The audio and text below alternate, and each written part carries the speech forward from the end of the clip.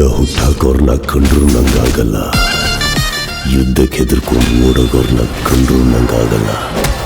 I am not a human, I am a demon. ಕಲೆ ಎಲ್ಲರನ್ನೂ ಕೈಬೀಸಿ ಕರೆಯುತ್ತೆ, ಆದರೆ ಕೆಲವರನ್ನ ಮಾತ್ರ ಬಾಚಿ ತಕ್ಕೊಳ್ಳುತ್ತೆ.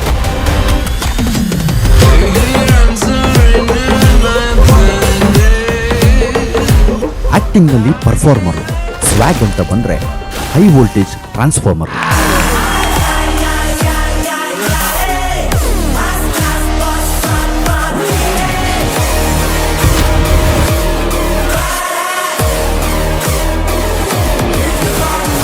ಚಿತ್ರರಂಗದಲ್ಲಿ ಪೂರೈಸಿದ್ದು 3 ದಶಕ.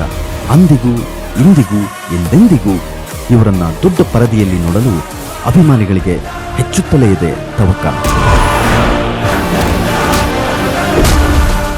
ಕನಸು ಕಂಡಿದ್ದು ಕನ್ನಡದಲ್ಲಿ, ನನಸಾಗಿಸಿದ್ದು ವಿಶ್ವಮಟ್ಟದಲ್ಲಿ.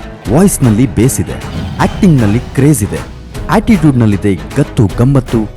ಯಾವತ್ತಿದ್ರೂ ಅಭಿಮಾನಿಗಳ ಪಾಲಿಗೆ ಇವರೇ ಸ್ವತ್ತು. ಹುಲಿ ಸೈಲೆಂಟ್ ಆಗಿದೆ ಅಂತ ಮಾತ್ರಕ್ಕೆ ಸುಸ್ತಾಗಿದೆ ಅಂತ ಅರ್ಥ ಅಲ್ಲ, ಬೇಟೆ ಆಡಕ್ಕೆ ರೆಡಿಯಾಗಿದೆ ಅಂತ. ಜನರೇಷನ್ಗಳು ಚೇಂಜ್ ಆದ್ರೂ ಇವರ ಸಿನಿಮಾಗಳ ಸೆಲೆಬ್ರೇಷನ್ ಯಾವತ್ತೂ ಚೇಂಜ್ ಆಗಿಲ್ಲ. ಕನ್ನಡ ಚಿತ್ರವನ್ನ ಇಡೀ ದೇಶವೇ ಕೊಂಡಾಡುವಂತೆ ಮಾಡಿದ ಗೋಲ್ಡನ್ ಲೆಗ್ ನಮ್ಮ ಕಿಚ್ಚ. ಕಟ್ಔಟ್ ನೋಡಿ ಕೆಲವೊಮ್ಮೆ ಕೆಲವನ್ನ ನಂಬೇಕಾಗತ್ತೆ.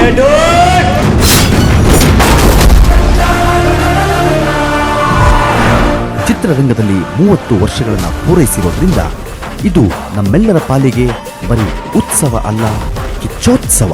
ಕಿಚ್ಚೋತ್ಸವ. ಸಿಂಗಲ್ ಶೇರ್ ವೈಟಿಂಗ್. ದೀಪು, ಹೇಗಿದ್ದೀಯ ಕಂದ? ಕನ್ನಡ ಚಿತ್ರರಂಗಕ್ಕೆ ಬಂದು 30 ವರ್ಷಗಳನ್ನ ಪೂರ್ಣಗೊಳಿಸಿದ್ಯಾ. ಇನ್ನು 100 ವರ್ಷಗಳು ಹೀಗೆಲೇ ರಂಜಿಸುತ್ತಾ ಇರು. ಟೈಮ್ಗೆ ಸರಿಯಾಗಿ ತಿಂಡಿ ಊಟ ಮಾಡು. ದೀಪು, ಆರೋಗ್ಯ ಜೋಪಾನ.